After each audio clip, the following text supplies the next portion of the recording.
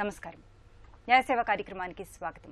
ఇవాల్టి మన అంశం మోటారు వాహనాల చట్టం న్యాయ సహాయం. అంశంపై సలహాలు సూచనలు అందించడానికి మనతో పాటు ఉన్నారు 1వ అదనపు జిల్లా judge city civil court Secunderabad A Veeraiah గారు, అలాగే న్యాయవాది ఎస్ రామకృష్ణ గారు. వారిచ్చి విలువైన సలహాలు సూచనలు స్వీకరిద్దాం.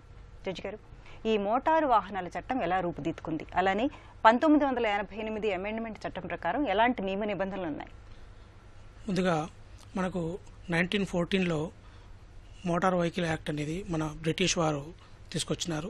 తర్వాత 1939లో మరొక చట్టం వచ్చింది. తర్వాత 1988లో ఈ చట్టంలో చాలా మార్పులు చేసినారు. 1988 చట్టంలో ముఖ్యంగా డ్రైవర్సు, కండక్టర్సు, తర్వాత లైసెన్సింగ్ విధానము, మోటార్ వాహనాల నియంత్రణ, పర్మిట్లు, తర్వాత మోటార్ వాహన చట్టంలో ఉండే నేరాలు, వాటికి జరిమానాలు, తర్వాత నష్టపరిహారం ఎలా పొందాలి బాధితులు అనే విషయాలన్నీ కూడా ఈ 1988 చట్టంలో పొందుపరిచినారు. ఈ చట్టానికి 2019లో కూడా చాలా సవరణలు కూడా చేసినారు. ఓకే, లాయర్ గారు, అలానే మామూలుగా లైసెన్స్ లేకుండా బండిని నడిపితే ఎలాంటి శిక్ష ఉంటుంది? లైసెన్స్ లేకుండా, వ్యాలిడ్ లైసెన్స్ లేకుండా బండి నడిపితే సెక్షన్ 3 ప్రకారం నడపడానికి వీల్లేదు. అలా నడిపితే సెక్షన్ 181 ప్రకారం మొదటిసారి 3 నెలల జైలు, 500 జరిమానా విధిస్తారు, లేదా 2 విధించవచ్చు పరిస్థితులను బట్టి. అదే రిపీట్ చేస్తే మళ్ళీ ఒకసారి మళ్ళీ 3 నెలల జైలు, 5000 వరకు జరిమానా కానీ 2 కానీ విధించవచ్చు. ఓకే జడ్జి గారు, అలానే మనం చాలామందిని చూస్తుంటాం, ఒక 2 వీలర్ మీద 2 కన్నా ఎక్కువ ప్రయాణించకూడదు అని చెప్తూనే ఉంటారు. కానీ 2, 3, 4 కూడా చూస్తుంటాం. అలాంటప్పుడు ఏంటి వాళ్ళకి పడే శిక్ష ఏంటి? ట్రిపుల్ రైటింగ్ అనేది నేరము. 177 రూల్ ప్రకారంగా 1000 రూపాయలు జరిమానా విధించడం జరుగుతుంది. మన మోటార్ వెహికల్ చట్టంలో 2 వీలర్ మీద 2 ప్రయాణించాలి. ఇప్పుడు 2 కూడా తప్పనిసరిగా హెల్మెట్ కూడా పెట్టుకోవాలి అనేది ఉంది. కాబట్టి ఇవన్నీ పాటించాల్సింది. ఓకే, అలాగే వాహన చోదకులకి అసలు ఎలాంటి రూల్స్ అండ్ రెగ్యులేషన్స్ ఉన్నాయండి? మనకి తెలిసినవి ఇవి, హెల్మెట్ పెట్టుకొని వెళ్ళాలి, అలాగే 2 కన్నా ఎక్కువ ప్రయాణించకూడదు. ఇవి కాకుండా ఇంకా ఏమున్నాయి? ప్రతి ఒక్క వాహన చోదకుడు డ్రైవింగ్ లైసెన్స్ కలిగి ఉండాలి. తర్వాత ఆ వాహనానికి రిజిస్ట్రేషన్ ఉండాలి. తర్వాత ఆ వాహనానికి ఇన్సూరెన్స్ ఉండాలి, పొల్యూషన్ సర్టిఫికేట్ ఉండాలి. మిగతా ట్రాన్స్పోర్ట్ వెహికల్స్ అయితే వాటికి పర్మిట్లు ఉండాలి. ఇవన్నీ కూడా ప్రతి ఒక్క వాహనదారుడు కలిగి ఉండాలి. ఎవరైనా యూనిఫామ్లో ఉన్న పోలీస్ ఆఫీసర్లు అడిగినప్పుడు ఇవన్నీ కూడా చూపెట్టాలి. అది ప్రతి ఒక్క పౌరుని బాధ్యత. ఓకే, ఒక కాల్ తీసుకుందాం అండి. శ్రీకాంత్ గారు, హలో. నమస్తే అండి. నమస్తే అండి శ్రీకాంత్ గారు, చెప్పండి. నమస్తే, నేను ఆంధ్రప్రదేశ్ మాట్లాడితే విషయం ఏంటంటే డ్రైవింగ్ లైసెన్స్ లో ఇప్పుడు మొబైల్ యాప్ ఉంటుంది కదా, అందులో మనకు పెనాల్టీ పాయింట్ 1 అని చూపిస్తుంది. డ్రైవింగ్ లైసెన్స్ లో మన యాక్సిడెంట్స్ కానీ ఎక్కడ ఏమి దేంట్లో ఇన్వాల్వ్ కాలేదు, కానీ పెనాల్టీ పాయింట్ 1 అని చూపిస్తున్నది. మరి అట్లా పెనాల్టీ పాయింట్ ఉంటే మన డ్రైవింగ్ లైసెన్స్ కూడా క్యాన్సిల్ అయ్యే అవకాశం ఉంది కదా. అందుకని దాన్ని ఎట్లా తీయించుకోవాలి, మరి ఎందుకు అట్లా పెనాల్టీ పాయింట్ వచ్చిందని ఫోన్ చేశాను. ఓకే జడ్జి గారు, ముందు మీరు సంబంధిత ఆర్టీఏ దగ్గరికి వెళ్ళి ఆ పాయింట్ ఎలా వచ్చిందనేది కనుక్కోండి.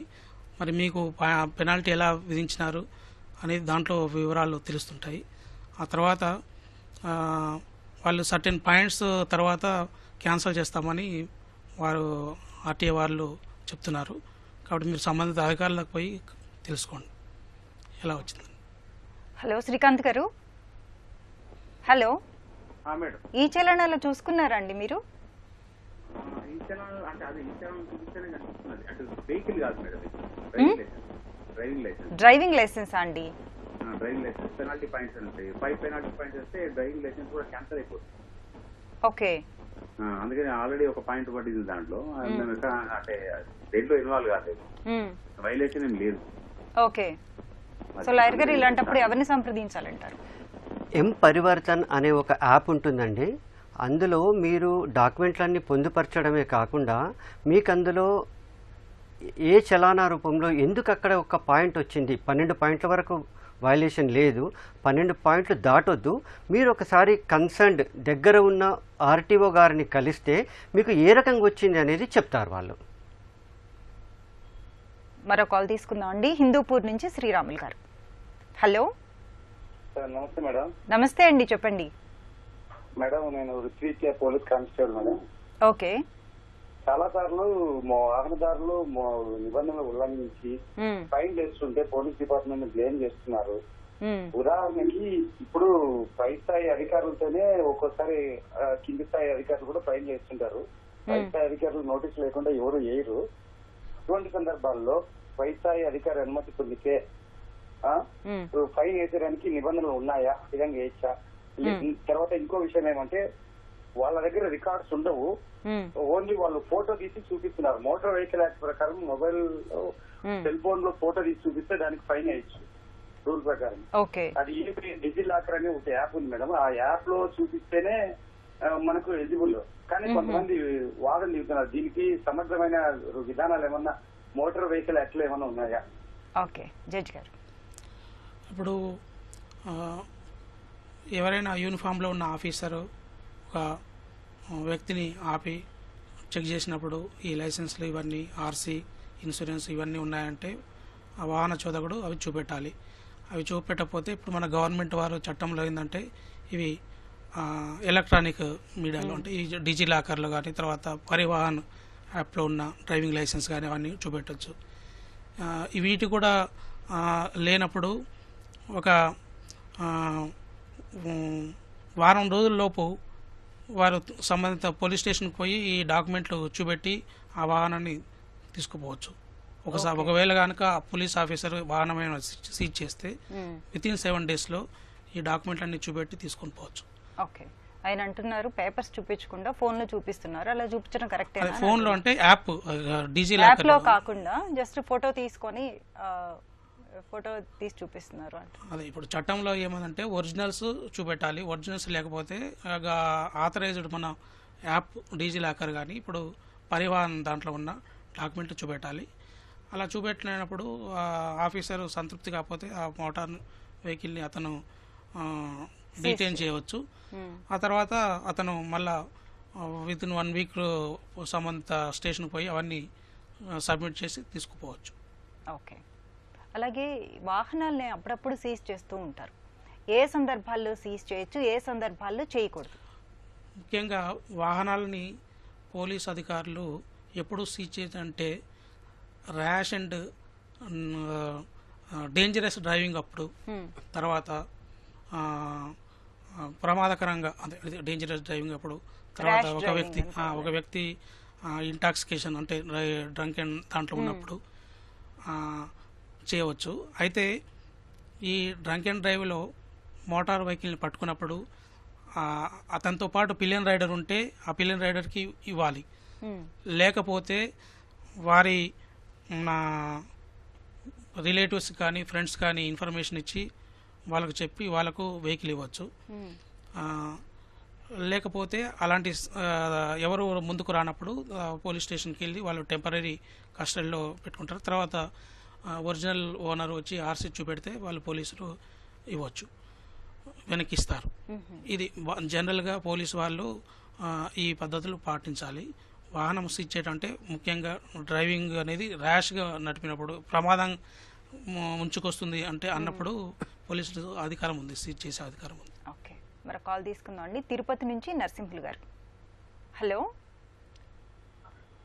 నరసింహులు గారు, నమస్తే అండి. నమస్తే మేడం. చెప్పండి. RTC driver madam. Okay. Tirupati నుంచి కొన్ని లైసెన్స్ గురించి కొంచెం నిబంధనలు మా సర్వీస్ బట్టి కొంచెం మాట్లాడండి. చెప్పండి, మీ సమస్య ఏంటో చెప్పండి.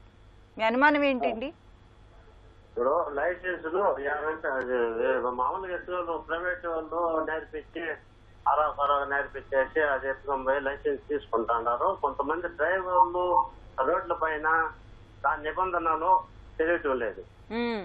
అంటే బండ్లు ఆపుతారు, రెడ్ లైట్ లాగా దాని గురించి ఎదురుకొచ్చే బండికి కానీ ఒక డ్రైవర్ ఎదురుకొచ్చే డ్రైవర్ కానీ పక్కన నడిచి వచ్చే జనాలకు కానీ చాలా ఇబ్బంది. కొన్ని సూచనలు చెప్పకుండా వాటికి ఆ లైసెన్సులు ఇచ్చే ముందు కొంచెం డ్రైవింగ్ ఎంత అవగాహన చెప్పి ఇస్తే ఆ లైసెన్స్ లో కొన్ని క్లాసులు తీసుకొని 2 రోజులు 3 రోజులు క్లాసులు కొత్తను పెట్టి చెప్పి ఇస్తే ఇప్పుడుండే ట్రాఫిక్ సమస్యలు ఎక్కువైపోయినాయి. జనాలు నడవాలి రోడ్డు మీద అంటే భయపడుతున్నారు. అదే సూచనలు వాళ్ళకు కూడా కల్పిస్తే ఎంతో ఆనందంగా ఉంటది. ఆ తర్వాత ఏంటంటే వీళ్ళు ఒక క్లాసు ఎవరైతే ఒక డ్రైవింగ్ స్కూల్ పెట్టి ఆ తర్వాత నేరుగా ఆ లైసెన్స్ వాళ్ళకి సర్టిఫికేట్ ఇస్తే అది తీసుకొని ఇస్తున్నారు. అంత కాకుండా ఒక జిల్లాకి 3, 4 ఒక డ్రైవింగ్ స్కూళ్ళని పెట్టి వాళ్ళ క్లాసులు ఇస్తే ఆ క్లాసుల ద్వారా వాళ్ళకి ఆ లైసెన్స్ లో 7 పాస్ అయినాడు. ఆ క్లాసుల్లో చెప్పినప్పుడు ఏమవుతుందంటే డ్రైవర్లకి ఒక అనుబంధం అనేది ఏర్పడుతుంది క్లాసుల్లో కూర్చున్నప్పుడు.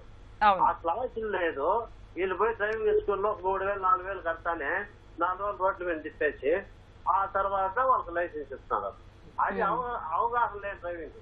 ఆ డ్రైవింగ్ లో ఎంతమంది డైవర్టర్ కొట్టిపోతా ఉంటారు, ఎంతమంది ఏ తప్పు వస్తారని తెలియదు. మా సీనియర్స్ వచ్చి 40,000 సర్వీస్ మేడం. 40,000 సర్వీస్ లో నాది చిన్న రిమార్క్ లేదు. మా ఏపీఎస్ ఆర్టీసీ లో 30 ఏళ్ళు. తర్వాత ఇవన్నీ ఒక డ్రైవింగ్ సెంటర్ పెట్టి ఒక జిల్లాకు 3 పెట్టేసి ఆ 3 ద్వారా అందరినీ ఆడికి పంపించేసి ఎవరైతే ఆ డ్రైవింగ్ శిక్షణ పొందిన వాళ్ళకి గవర్నమెంట్ గుర్తింపు పొంది ఉండాలి. ఆ స్కూల్ ఆడ పొందిన వాళ్ళకే లైసెన్స్ మంజూరు చేయాలి. ఎందుకంటే వాళ్ళు క్లాసులు ఇస్తారు. ఆ క్లాసుల తరఫున డ్రైవర్లు అందరూ కూడా ఆడ బంధం అనేది ఏర్పడతారు. ఎదురుకొని వచ్చాడు మనవాడు రానప్పుడు నీకు యాక్షన్ చాలా తగ్గిపోతుంది. వాడు ఎదురుగోడు వచ్చినప్పుడు లైట్ లాపి రానాయన అన్న అంటే నువ్వేంద్ర చెప్పేది, దిమ్మ తిప్పు కొట్టరా అంటే నువ్వేంద్ర. అర్థమైందండి. మీ సలహాలు అలాగే సూచనలు కూడా చాలా బాగున్నాయి. మాకు యాక్సిడెంట్ అయినా కూడా మేము క్లాసులు తీసుకుంటాం పోయి. తర్వాత వాళ్ళు చెప్పుతారు అన్ని నువ్వు ఈ మాదిరి అయింది నీకు యాక్సిడెంట్ అని. జడ్జి గారు చెప్తున్నారు వినండి. నరసింహులు గారు వాళ్ళ అనుబంధం ఏర్పడిపోతుంది. అయిపోయినప్పుడు వాడు వచ్చేది మావాడు. అర్థమైందండి నరసింహులు గారు. ఈ ఆఫీసర్లకు చెప్పిన మాట వినకుండా డ్రైవింగ్ చేసే వాళ్ళు కూడా ఉంటారు మేడం. అర్థమైందండి, మీరు చెప్తోంది అర్థమవుతోంది. జడ్జి గారు చెప్తున్నారు వినండి. అది మేరకు ఇతర ఆర్టీఓలు గారు మాకు దయచేసి వినాలండి మీరు. అది మా సీనియర్స్ బట్టి చెప్తాను మేడం. ఒక సంస్థను ఈ రోజు నుంచి చాలా మంచి విషయాలు చెప్పారండి. మీరు మీ అనుభవం పూర్వకంగా చాలా మంచి విషయాలు చెప్పినారు. నరసింహులు గారు వినండి, జడ్జి గారు మాట్లాడుతున్నారు. ఈ రోజు నుంచి మనకు అమెండ్మెంట్ యాక్ట్ ప్రకారంగా గవర్నమెంట్ వారు డ్రైవింగ్ లైసెన్స్ మన డ్రైవింగ్ స్కూల్స్కు కూడా ఇవ్వటానికి అనుమతిస్తుంది. ఈ రోజు నుంచి యాక్ట్ అమెండ్ అవుతుంది, అమలవుతుంది. అయితే ఆ యాక్ట్లో ఏం చెప్పినారంటే ప్రతి ఒక్క డ్రైవింగ్ స్కూల్ అనేది నిపుణుడు అంటే శిక్షకుడు కూడా చాలా ట్రైన్డ్ అయిన ఒక శిక్షకుడు ఉండాలి. అతను ప్రతి ఒక్క వ్యక్తి లైట్ మోటార్ వెహికల్కు ట్రైనింగ్ తీసుకోవాలంటే 29 రోజులు అతను వెళ్ళాలి.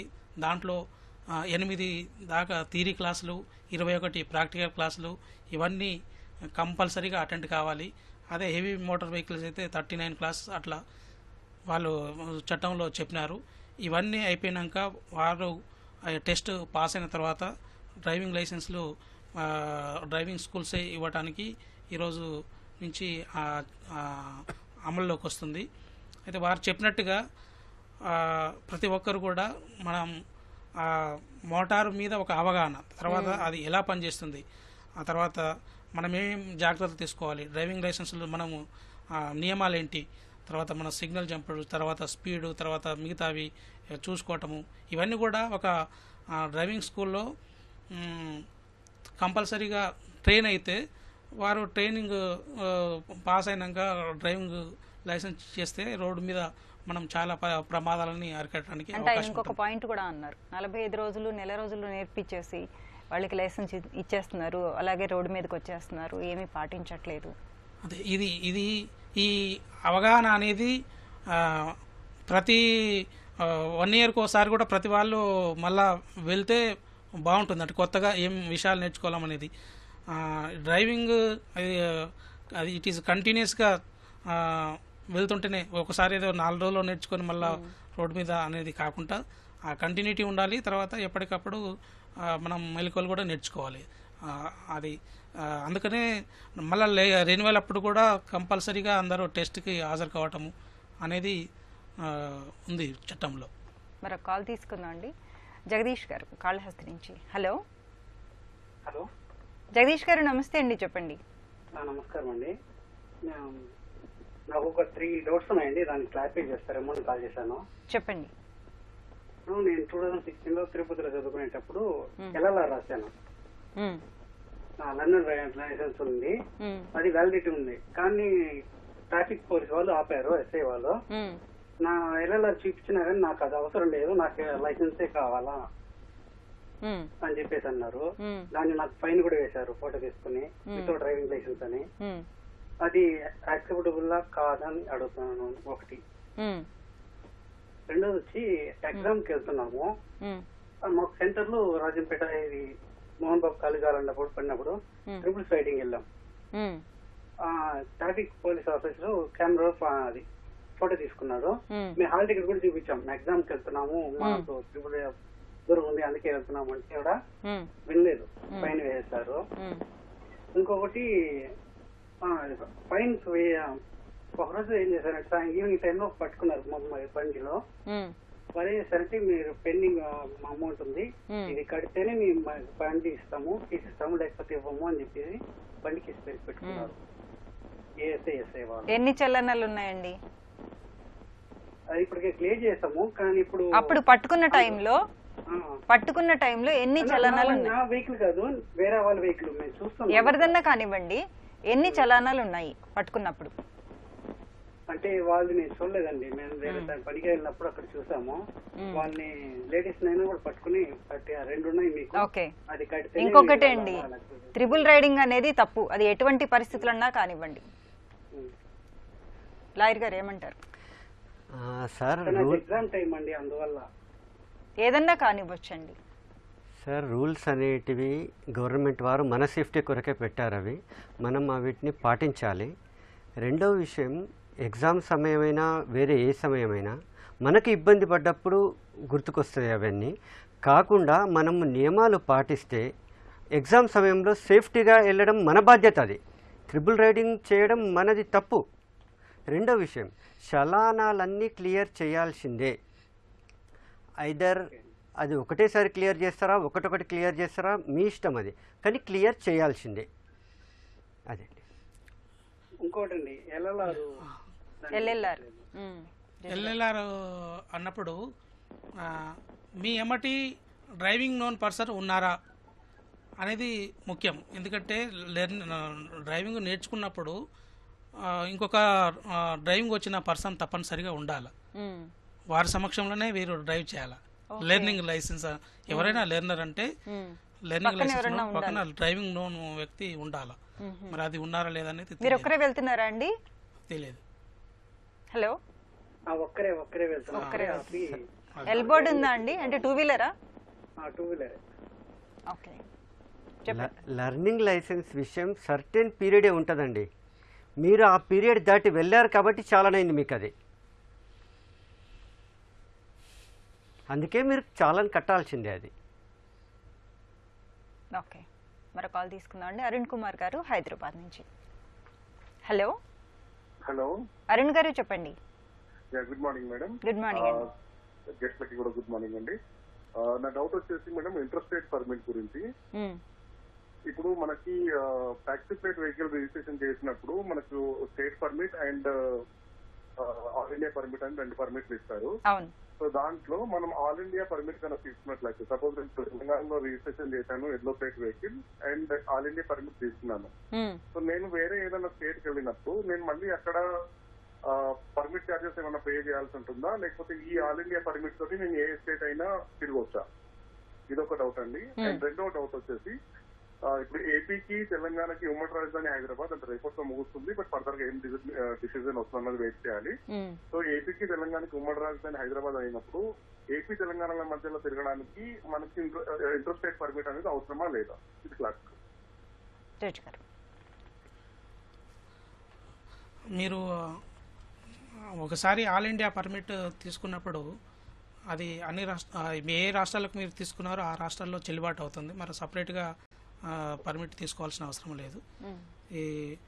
ఇప్పుడు రెండవ పాయింట్కి వచ్చేస్తే ఏపీ, తెలంగాణ మనకు 10 years వరకు అది ఇచ్చినారు. తర్వాత రిజిస్ట్రేషన్ ఎక్కడ ఉన్నా కానీ అంటే మీ వెహికల్ పర్మిట్ అంటే అది మీరు ఏం వెహికల్ యూజ్ చేస్తారు, దేనికోసము ట్రాన్స్పోర్ట్ వెహికల్ తీసుకున్నారు, మరి వాటి పర్మిషన్లు గడువు ఎంతవరకు ఇచ్చినారు, మరి తర్వాత ఏమనేది వారు చూసుకోవాలి. హలో హలో కట్ అయినట్టుందండి. అలాగే చాలా మరో కాల్ తీసుకుందాం అండి. కోటేశ్వరరావు గారు. హలో కోటేశ్వరరావు గారు, నమస్తే అండి. నమస్తే అండి. ముగ్గురు వెళ్తున్నా కూడా మీరు పట్టుకోకపోతే అసలు ప్రమాదాలు ఎక్కడ తగ్గుతాయండి?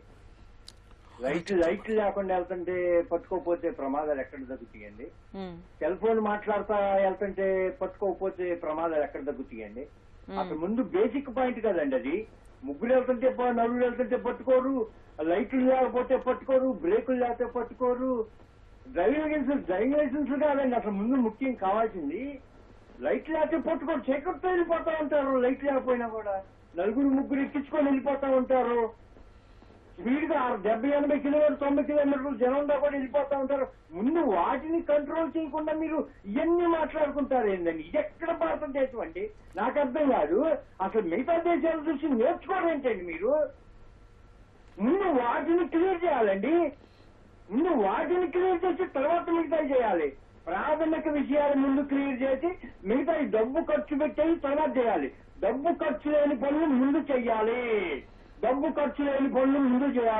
బడ్జెట్ తక్కువ, డబ్బు తక్కువ కాబట్టి మన దేశానికి డబ్బు ఖర్చు లేని పనులు ముందు చేయాలి. డబ్బు ఖర్చు ఉన్న పనులు తర్వాత చేయాలి. ట్రాఫిక్ పోలీస్ స్టేషన్ ఉండవు. ఏ మున్సిపాలిటీలు ఆంధ్రప్రదేశ్ లో 85 మున్సిపాలిటీలు ఉన్నాయి. ఒక్క మున్సిపాలిటీ అన్నా ట్రాఫిక్ పోలీస్ స్టేషన్ ఉందా? ఒక్క మున్సిపాలిటీ అన్నా? ట్రాఫిక్ పోలీస్ స్టేషన్ అక్షరంగా పోలీస్ స్టేషన్ ఆడవాళ్లే ఉండాలండి. బయట మగవాళ్ళు ఉంటా పర్లేదు కానీ పోలీస్ స్టేషన్ ఆడవాళ్లే ఉండాలి. ట్రాఫిక్ పోలీస్ స్టేషన్ అప్పుడు బాగుంటుంది. అసలు ఇంకా చాలా ఉన్నాయి, నేను రాసుకోరా. డబ్బు ఖర్చు పెట్టాలని పనులు కూడా చేసుకోకపోతే ఎలాగండి? అసలు జనం ఉండాలండి పట్టుకోవటానికి, పోలీసులు ఉండాలండి పట్టుకోవటానికి, ట్రాఫిక్ పోలీసులు ఉండాలండి పట్టుకోవటానికి.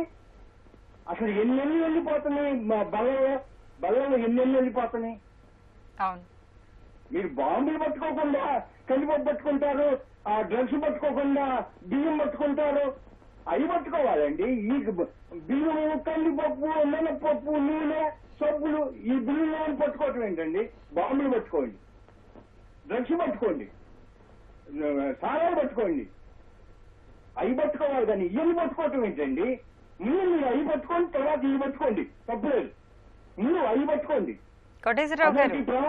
ప్రమాదాల గురించి పట్టుబడ్డాక చూపించాలండి. ప్రమాదాల గురించి పట్టుబడ్డాక చూపించాలి. ఎన్టీవీ వేస్తాడు జనగణమన పాడండి, దేశం బ్రహ్మాండంగా ఉంచండి. ఎందుకండి జనగణమన?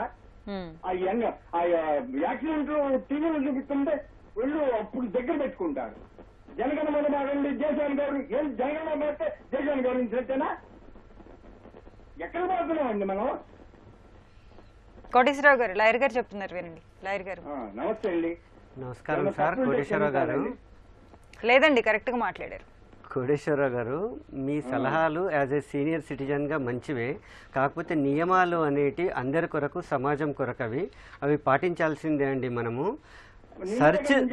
సర్చ్ జరిగినప్పుడు అందులో డ్రగ్ ఉందా, మందు ఉందా, ఇంకో అనాథరైజ్డ్ వెహికల్, అది దొంగ వెహికల్ అనేది తెలుస్తుందండి.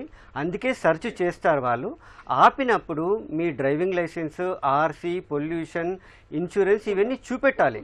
సరే, పరిస్థితులలో మనం వెళ్తున్నప్పుడు ఏదన్నా తొందరలో ఉన్నప్పుడు ఆపితే మనకు ఇబ్బంది అవుతుందేమో, కానీ అప్పుడే కొన్ని విషయాలు బయటకు వస్తాయి. ఇది థెఫ్ట్ వెహికలా, అనాథరైజ్డ్ పర్సనా, ఇమ్మిగ్రెంట్ వచ్చి ఇక్కడ బండి నడుపుతున్నాడా, ఇవే వెహికల్లో ఏమేమి ఉన్నాయి అనేది తెలుస్తుందండి. మనం వీటిని పాటించాల్సిందే. సమాజ హితం కొరకు, సమాజం కొరకు మనం కొన్ని నియమాలు పాటించాల్సిందే అండి. మరో కాల్ తీసుకుందాం అండి. విజయవాడ నుంచి వివేకానంద గారు. Hello madam. నమస్తే అండి, చెప్పండి. హలో, చెప్పండి. మేము వివేకానంద్ గారు 1 year బ్యాక్ 2-wheeler లోన్ తీసుకున్నామండి. ఓకే. అయితే ఇది ఇండస్ బ్యాంక్ లో తీసుకున్నాం, లోన్ క్లియర్ అయిపోయింది. సో అది ఓనర్షిప్ కోసం మేము అప్లై చేస్తాము. సో అప్లై చేసినప్పుడు టోటల్ గా 135 ప్లస్ సర్వీస్ ఛార్జ్ అని 150 రూపీస్ కలెక్ట్ చేస్తున్నారు. సో వితిన్ 3 days లో ప్రాసెస్ జరిగింది, అంత బాగుందండి. అయితే ఆ ఆర్టీఓ ఆఫీస్ లో వాళ్ళు ఏమన్నారంటే, మీరు కట్టిన అమౌంట్ కి అంటే కార్డ్ అనేది మాకు అంతకుముందు 2 years బ్యాక్ నాకు కార్డ్ వచ్చిందండి, 1 year బ్యాక్. అయితే ప్రజెంట్ కార్డ్ అనేది రాదండి, మీరు మాత్రం ఈ ఫామ్ మాత్రం మీ దగ్గర పెట్టుకోవాలి అన్నారు. అది how long you can keep that okay A4 xerox sheet with us madam అంటే వాళ్ళు చెప్పేది ఏంటంటే, మీరు కట్టిన 150 రూపాయలు దాంట్లో కార్డు కూడా వస్తుందండి. ప్రజెంట్ స్టాక్ అనేది లేదు, ప్రాసెస్ జరగట్లేదు, అది కార్డులు ఇవ్వట్లేదు కనుక అది మీకు చెప్తున్నామనేసి అన్నారండి. మరి ఆ విధంగా కార్డులు సప్లై లేనప్పుడు అంత అమౌంట్ ఎందుకు కలెక్ట్ చేస్తున్నారు మేడం? కొద్దిగా అయితే ఎందుకు ఆగేది, టెక్నికల్ ఎందుకు ఆగిందని వాళ్ళు అంటే, వాళ్ళు మా దగ్గర పైకి రావట్లేదు అనేసి అంటున్నారు. సో కొద్దిగా కార్డ్స్ అందిస్తే ఇది కన్జ్యూమర్ లేదా వెహికల్ మనం పెట్టినప్పుడు అది డ్యామేజ్ కాకుండా లాంగ్ రన్ ఉంటుందండి. అది ఒక A4 size sheet how long you can maintain keep in the vehicle ma'am. ఎందుకు ఆగిపోయింది? ఒకేలా ఆగిపోయినట్లయితే కస్టమర్స్ దగ్గర నుంచి అంత ఛార్జ్ ఎందుకు వసూలు చేయాలండి? తక్కువ ఛార్జ్ సర్వీస్ ఛార్జ్ తీసుకోవచ్చు, 135 రూపీస్ బదులు అదండి. Certainly we can understand your problem. కొన్నిసార్లు గవర్నమెంట్కు ఉన్న ఇబ్బందుల వల్ల ఆర్ సరఫరా లోపం వల్ల కార్డులు అందకపోవచ్చు. అప్పటి వరకు మనం ఆ పేపర్ను రీటైన్ చేసుకోవడం మన బాధ్యత అండి. మళ్ళీ దాని మీద చలానా వేస్తే మనమే అంటాం కదా, ఫర్ సర్టెన్ పీరియడ్ మనం అది రీటైన్ చేసుకొని కార్డు రాగానే మనకి ఎట్లయినా సప్లై చేస్తారు కాబట్టి అప్పటి వరకు మనం రీటైన్ చేసుకుందాం, గవర్నమెంట్కి సహకరిద్దాం మనం. అంటే వాళ్ళు అంటున్నారు కార్డ్ సప్లై లేదనేసి అంటున్నారు. లేదన్నప్పుడు కార్డ్ సప్లై ఉన్నప్పుడు ఎంత అమౌంట్ అయితే కలెక్ట్ చేస్తున్నారో ఆ కార్డ్ ఛార్జెస్ దాని యొక్క ఏంటి తయారు చేసిన ఛార్జెస్ ఉన్నారు. ఇప్పుడు కార్డ్ సప్లై అయినప్పుడు అది ఆపేయచ్చు కదా సార్, అమౌంట్ తగ్గించచ్చు కదా అదండి. సార్ సర్టెన్ పీరియడ్ కొరకు అక్కడ లేకపోవచ్చు, కానీ అక్కడ సప్లై కాగానే ఇస్తారు కదా. మీ డబ్బులు తీసుకోవడం అనేది ఒక ఆపేయలేరు కదా వాళ్ళు, మీకు కార్డు ఆ డబ్బుల రూపంగానే వస్తుంది కదా. ఓకే, అందుకనే ఆ A4 షీట్ను కొన్ని రోజులు జాగ్రత్త పరుచుకొని దాన్ని మళ్ళీ చూపించి కార్డు తీసుకోండి, జాగ్రత్త చేసుకోండి అప్పటి వరకు. అంటే వాళ్ళు చెప్పండి కార్డు లేదు అనేసి అంటున్నారు, కార్డ్స్ రావు అంటున్నారు. అది సార్ వాళ్ళకు అవగాహన లేకుండొచ్చు, వాళ్ళు కార్డు వస్తుందండి మీకు. ఎందుకంటే ఆర్టీఓలో ఒక ఆఫీసర్ని కలవండి, మీరు లేదు అని చెప్పరు. అక్కడ ఎవరన్నా వాళ్ళు ప్రైవేట్ ఎంప్లాయీస్ ఉండి ఉంటారు, వాళ్ళకి అవగాహన లేకపోవచ్చు. కార్డు ఇవ్వాల్సిందే గవర్నమెంట్. మీరు ఒకసారి సీనియర్ ఆఫీసర్ని కలవండి అక్కడ. తప్పకుండా సార్. ఓకే జడ్జి గారు, చాలా సార్లు మనం చూస్తుంటాం చిన్న చిన్న పిల్లలు బైకులు నడుపుతుంటారు. వాళ్ళకి హార్డ్లీ ఒక 10-11 ఇయర్స్ కూడా ఉండవు. అంత చిన్న పిల్లలకి పేరెంట్స్ కూడా దగ్గర లేకుండా వాళ్ళకే ఇచ్చేసి వాళ్ళే ప్రాక్టీస్ చేస్తూ ఉంటారు చిన్న చిన్న రోడ్లలో. వాళ్ళ వలన వేరే వాళ్ళకి ప్రాబ్లమ్స్ వస్తూ ఉంటాయి. సడన్గా వస్తారు రోడ్డు మీదకి, వీళ్ళు వేరే వెహికల్ వాళ్ళు కంట్రోల్ చేసుకోలేకపోతుంటారు. ఇలాంటప్పుడు చాలా ప్రమాదాలు జరుగుతుంటాయి. సో తల్లిదండ్రుల పాత్ర ఎంతవరకు ఇందులో, వాళ్ళ బాధ్యత ఎంతవరకు, తర్వాత ఇలా గనక యాక్సిడెంట్స్ అయినప్పుడు ఎవరు రెస్పాన్సిబుల్ దానికి? చాలా చక్కటి ప్రశ్న అమ్మా. ఇప్పుడు మైనర్లు డ్రైవింగ్ చేయడానికి వెళ్ళలేదు. 18 సంవత్సరాలు నిండిన వారు డ్రైవ్ చేయవచ్చు, లైసెన్స్ వ్యాలిడ్ లైసెన్స్ తోటి. ఇప్పుడు 16 సంవత్సరాలు దాటిన పిల్లలు 50 cc కెపాసిటీ, అంటే అంత కెపాసిటీ వెహికల్స్ నడపవచ్చు. తర్వాత ఇప్పుడు ఎవరైతే మైనర్ పిల్లలు డ్రైవ్ చేసి ఏదైనా డ్రైవ్ చేయటమే నేరము, తర్వాత దాని తర్వాత ఇంకేమైనా ప్రమాదాలు ఇట్లా ఇంకా ఫర్దర్గా చేస్తే ఎవరైతే గార్డియన్స్ ఉన్నారో, పేరెంట్స్, తల్లి తండ్రి కానీ, తర్వాత వెహికల్ ఇచ్చిన ఓనరు, వారందరూ కూడా బాధ్యులు అవుతారు. ఇప్పుడు మొన్న 2019లో అమెండ్మెంట్ దాంట్లో ఏం తీసుకొచ్చినారంటే, ఈ మైనర్ డ్రైవింగ్ చేసిన వాళ్ళల్లో జువెనైల్ మైనర్ బాలునేమో జువెనైల్ కోర్టులో ప్రవేశపెట్టి అక్కడ కేసు నడిపిస్తారు. తర్వాత ఎవరైతే ఈ వెహికల్స్ ఇచ్చినారో వారికి 3 సంవత్సరాల వరకు జైలు, తర్వాత 25,000 రూపాయల ఫైన్ దాకా కూడా ఇప్పుడు కొత్తగా ఈ చట్టంలో తీసుకొచ్చారు. కాబట్టి మైనర్లకు డ్రైవింగ్ మనకు వెహికల్ ఇవ్వటమే పెద్ద నేరము. ఆ మైనర్లు వారికి అవగాహన లేకుండా రోడ్ మీదకి వచ్చేసి తర్వాత వారికి ప్రమాదము, తర్వాత మిగతా రోడ్ మీద వెళ్ళే వాళ్ళు కూడా ప్రమాదము. కాబట్టి మైనర్స్కి మనము ఎవరు కూడా ప్రోత్సాహం చేయకూడదు, ఎవరు ఇవ్వకూడదు. అది ముఖ్యంగా తల్లిదండ్రుల బాధ్యత. లేకపోతే ఇట్లా ప్రమాదాలు మనం మొన్న కూడా చూసినాము, చాలా ప్రమాదాలు జరుగుతున్నాయి. కాబట్టి ప్రతి ఒక్కరు కూడా ఎవరికి 18 సంవత్సరాలు దాటిన తర్వాత, అది కూడా 18 సంవత్సరాలతో ఇవ్వడం కాదు, వాళ్ళు లైసెన్స్ తీసుకొని బండి నడపాలి. ఇది చట్టంలో. Okay, thank you so much అండి. ఇప్పటి వరకు మనం మోటారు వాహనాల చట్టం, న్యాయ సహాయం అంశంపై సలహాలు, సూచనలు స్వీకరించాం. వచ్చే శనివారం 9:30 న్యాయ సేవ కార్యక్రమంలో మళ్ళీ కలుసుకుందాం. అంతవరకు సెలవు. నమస్కారం.